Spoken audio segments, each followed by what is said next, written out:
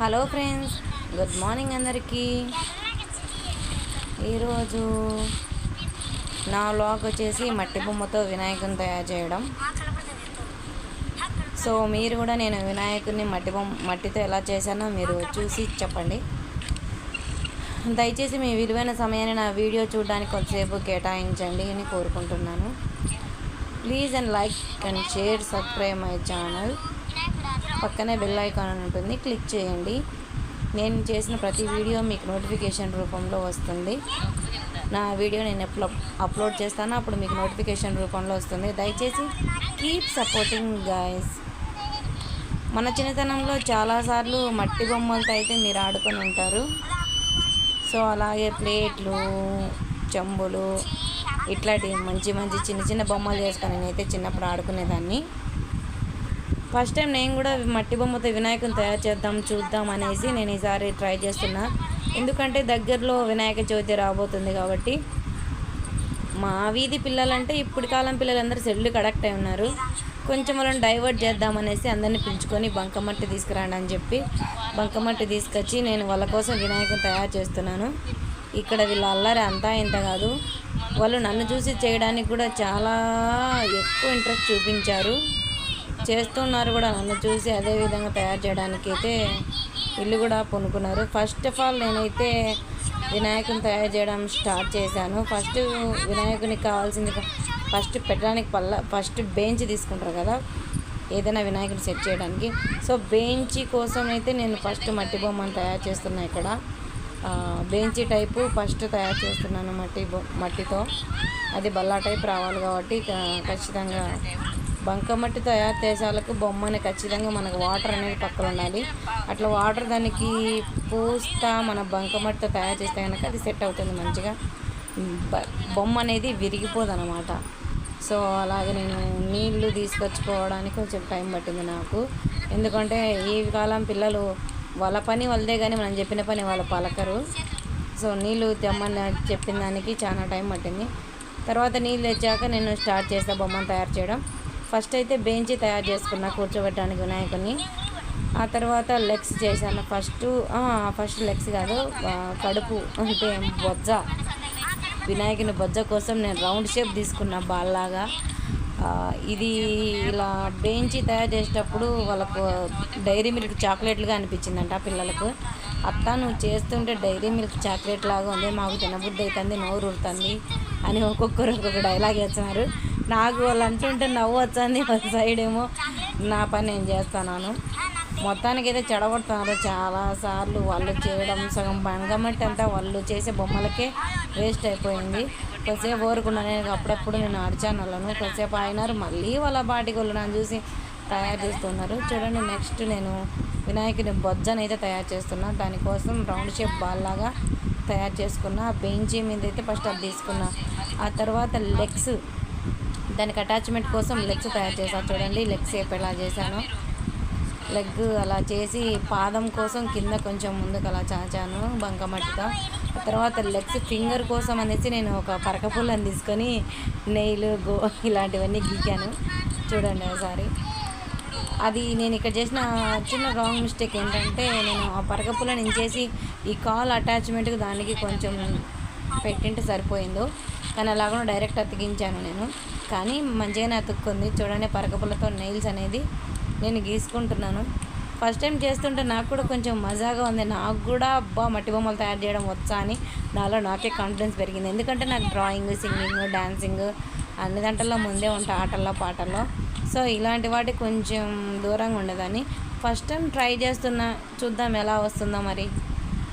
Legs అయితే తీసుకున్నాను. First అంటే మా వినాయకుని బొమ్మకి ఎలా ఉండాలనుకున్నానంటే నేను కాలు మీద కాలు వేసుకొని వినాయకుడు మంచిగా అందరినీ ఆశీర్వదిస్తూ ఉంటాడు కదా, అలాగైతే నేను ఫిక్స్ చేశాను. సో అలాగా సెట్ చేయడానికి చాలా కష్టపడ్డా. ఒక కాలు అయితే బాగా వచ్చింది, రెండో కాలు వంచడానికి నాకు చాలా టైం పట్టింది. ఈ వీడియోలో ఏమంటే వీడియో తీయడానికి ఎవరు లేరు కాబట్టి నేను సెల్ఫీ స్టిక్ స్టాండ్ యూజ్ చేసి ఇక్కడ వినాయకుని అయితే తయారు చేస్తున్నాను. అలా పెట్టేసి పిల్లలను పాస్ చేసుకుంటా వీడియో ఆన్ చేసుకుంటా అలాగలా వీడియో అయితే తయారు చేస్తున్నాను. నా కష్టానికి తగిన ఫలితం మీరు ఇస్తారని నేను అనుకుంటున్నాను. చూడండి కాలు మీద కాలు ఎట్లా కూడా ఫిక్స్ చేశాను నెయిల్స్. అందుకు లాస్ట్లో షేప్ వచ్చిందా లేదనేది మీరు కొంచెం కామెంట్ చేయండి. ఇప్పుడైతే నేను తల భాగం తీసుకుంటున్నాను.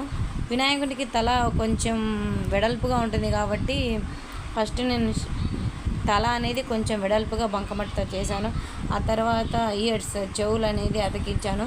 వినాయకునికి చెవులు అనేది కొంచెం అంటే నీళ్ళుకొని ఇట్లా పల్చగా పైకి ఉంటాయి కదా, సో అలా ఫిక్స్ చేయడానికి కొంచెం చాటల్లాగా చెవులు ఉంటాయి కాబట్టి అలా మంచిగానే వచ్చినాయి చెవులు పెట్టాకనే ఫేస్కి అనేది ఒక రూపం అనేది దిద్దుకుంది. సో నేను ఫేస్కి ఇయర్స్ అనేది అతికించిన తర్వాత నాకు కూడా నచ్చింది. అబ్బా నాకు కూడా వచ్చేసింది ఇంకా. సో బాగుంది. అంటే ఇది కాకుండా నాకు ఎంకరేజ్మెంట్ పిల్లల నుంచి వచ్చింది. అబ్బా నువ్వు బాగా చేస్తున్నావు అది దాన్ని వాళ్ళు పొగుడుతుంటే నాకు ఇంకా ఎక్కువ ఎంకరేజ్మెంట్ దొరికింది. సో ఇంకా మంచిగా రావాలని అయితే నేను కష్టపడుతున్నాను. ఇక్కడ చూసారా ఫేస్కు ఇయర్స్ బాగానే అతుక్కున్నాయని అనుకుంటున్నాను. మీకు కూడా నచ్చిందో ఈ టైప్లో మీకు ఏమనిపించిందో కొంచెం కామెంట్ చేయండి. సరిగా వచ్చిందా లేదా అనేది. బొమ్మ అంతా తయారైనాక నీట్గా ఉంటుంది.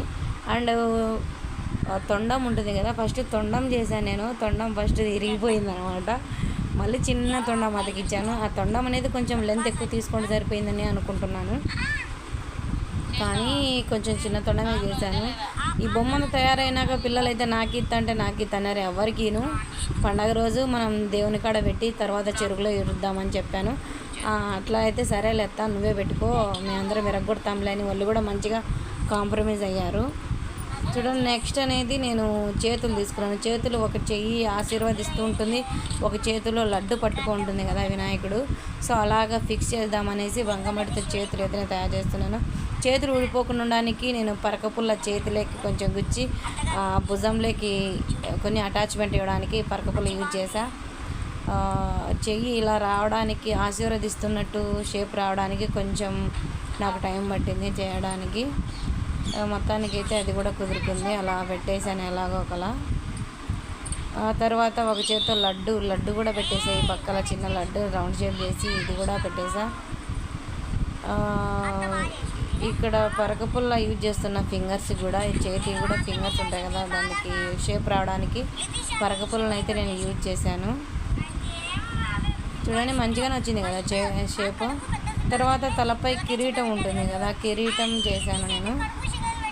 కిరీటం చేసినాక మంచిగా నా బొమ్మకు కొంచెం రంగులు కొట్టింటే బాగుండేది, కొట్టలేకపోయినాం. కానీ పండగ ముందు రోజు అయితే పసుపు కుంకుమతో కొంచెం రంగు టైప్ చేసేసి పట్టిద్దాంలే అనేసి, ఆరిపోయినాక బొమ్మకు రంగు వేసుకుంటే మనకు బాగుంటుంది కదా నీట్గా అనేసి బొమ్మనైతే ఫస్ట్ చేసినాక తర్వాత నేను రంగు వేద్దామని ఫిక్స్ అయినాను. చూడండి షేప్ బాగా వచ్చింది కదా నీట్గా. సో ఇప్పుడు నేను కిరీటం చేస్తున్నా. పైన కిరీటం లాగా వేస్తే కనుక దేవుడికి బాగుంటుంది. చూడండి కిరీటం అనేది ఫిక్స్ చేసా. చూడండి ఎంత బాగా వచ్చిందో, బాగా వచ్చింది కదా షేప్. కిరీటం పెట్టాక కొంచెం ఇంకా కొద్దిగా లుక్ బాగున్నది వినాయకునికి, నాకైతే నచ్చింది. ఇప్పుడు కండ్లు చేయడానికి మేము చిన్నప్పుడు గురిగింజలు అనేది వాడేవాళ్ళం కండ్లకి. ఏదైనా బొమ్మ తయారు చేసినా గురిగింజలు పెడితే అంటే ఎరుపు నలుపు ఉంటాయి గురిగింజలు, కళ్ళలాగానే ఉంటాయి, మొత్తం నలుపు ఉంటాయి కాబట్టి గురిగింజలు. సో అవి ఎక్కువ ఉపయోగించేవాళ్ళం. ఇక్కడ టయానికి నాకు గురిగింజలు అనేది దొరకలా, మా పిల్లల దగ్గర లేవన్నారు. ఒక్కొక్కరు మా ఇంట్లో లేవంటే మా ఇంట్లో లేవు. వీళ్ళు కొట్టుకొని వస్తున్నారు ఒక సైడ్, కానీ నేను చేస్తూ ఉన్నాను ఆ పని. అది గురిగింజల కోసం మరుసటి రోజు వచ్చారు తీసుకొని గురిగింజలు ఏదొత్తా అని. బట్ బంకమట్టి మనం తయారు చేసేటప్పుడు గురిగింజలు ఫిక్స్ చేయాలి కాబట్టి మళ్ళీ తర్వాత అది ఎండగాలిపోతుంది, బంకమట్టి సెట్ అవుతుంది కాబట్టి అది కుదరట్లేదు నాకు. కానీ ఐస్ అనేది బంకమట్టితో తయారు చేసి నేను అతికించాను. తొండము ఐస్ అనేది బంకమట్టితో తయారు చేసా. గురిగింజలు యూజ్ చేసింటే ఇంకొక రకం లెవెల్లో ఉండే బొమ్మ. బట్ మన కోసమే కదా, మనం ఎవరి కోసం తయారు చేయాలి, మన ఆనందం కోసం, మన పిల్లల కోసం, మా వీధి పిల్లల కోసం అయితే నేను చేస్తున్నా. సో నాకైతే చాలా నచ్చింది నా వినాయకుడు, ఎందుకంటే నేను చేసింది నాకు ఎట్లయినా నచ్చుతుంది. మీకు నచ్చిందో లేదా కామెంట్ చేయండి, అది ఇంపార్టెంట్, ముఖ్యం. నెక్స్ట్ నేను చెయ్యి అనేది ఊడిపోతుంది, కొద్దిగా మళ్ళీ పరకపుల్లతో కొంచెం సెట్ చేసేద్దాం దాన్ని చెయ్యి ఊడిపోకుండా అని ఇక్కడ అనుకుంటే అది కుదరట్లేదు, చాలా టైం తీసుకున్నా నేను. మొత్తానికి లడ్డు అయితే ఫిక్స్ చేసా, లడ్డు పడిపోతుంది కొట్టుకొని పెడుతున్నారు మా పిల్లలు. ఓరి కొట్టుకోలే పక్కలైతే మా పిల్ల అందరికన్నా తులవ. ఆ బుడదమట్టి అంతా పూసుకొని తిన్నాళ్ళు వేసుకొని బట్టలను అనుకొని నాకు అదంతా కడిగేదానికి, ఆ ఏరియా అంతా కడిగేదానికి కనీసం అంటే గంట పట్టింది బొమ్మ తయారు చేసినాక. వీళ్ళు చేసిన అల్లరి అంతా ఇంత కాదు. ఎప్పుడెప్పుడు అయిపోతుంది అనుకున్నాను నేను కూడా వినాయకుడిని తయారు చేసేటప్పుడు. అబ్బా అది లైఫ్లో పిల్లోళ్ళని పెట్టుకొనిగా బంకమట్టితో బొమ్మలు చేయకూడదని ఫిక్స్ అయ్యా. అబ్బా ఏం తులవా, ఏం అల్లరి, అబ్బా నాయనా సామి.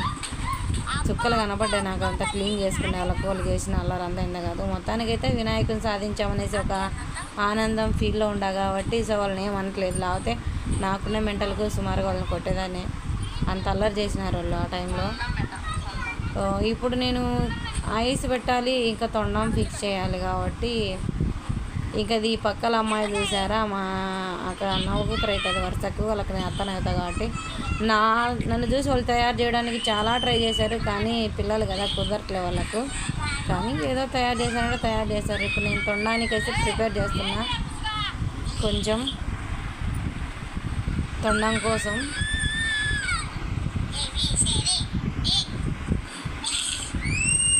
కోసం అయితే నేను ఇక్కడ కొంచెం బంకమట్టి తీసుకొని ఒక రుద్దుతున్న రోల్ టైపు. మా పాపనైతే వీళ్ళు సన్నంగా ఎడుపులే, అది పట్టుకుంటే ఎడుస్తుంది కానీ వీళ్ళు చల్లుకోవట్లే.